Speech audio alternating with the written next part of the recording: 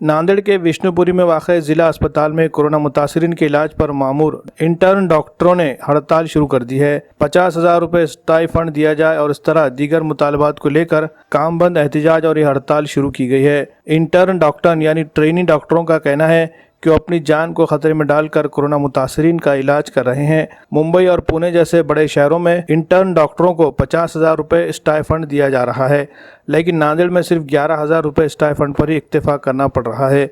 इसलिए मुंबई पुणे की तरह नांदेड़ के ट्रेनी डॉक्टरों को भी माहाना 50,000 रुपये स्टाइफंड दिया जाए। इस तरह इन्हें 50 लाख रुपए का लाइफ इंश्योरेंस की सिक्योरिटी दी जाए। ड्यूटी के दौरान अगर किसी डॉक्टर की तबीयत ख़राब होती है तो सरकार इसके इलाज की सारी जिम्मेदारी उठाए।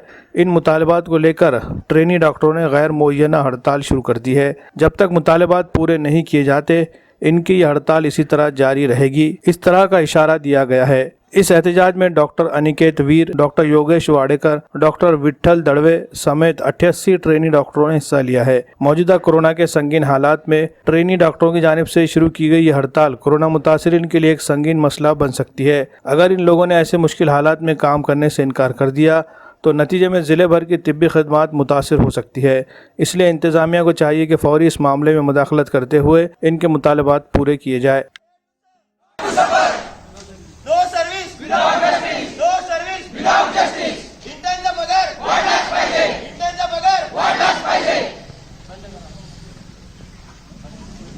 मी डॉक्टर शंकरराव चव्हाण शासकीय वैद्यकीय महाविद्यालय व रुग्णालय येथील विद्यार्थी व इंटर्न्स आज महाराष्ट्रामध्ये जवळपास 3,000 डॉक्टर्सनी हा जो स्ट्राईकवर गेलेले आहेत की जोपर्यंत सरकार आमच्या मागण्या मान्य करणार नाही, त्यामध्ये आम्ही आज डॉक्टर शंकरराव चव्हाण येथील शासकीय वैद्यकीय महाविद्यालय रुग्णालयातील इंटर्न्स जॉईन होत आहोत।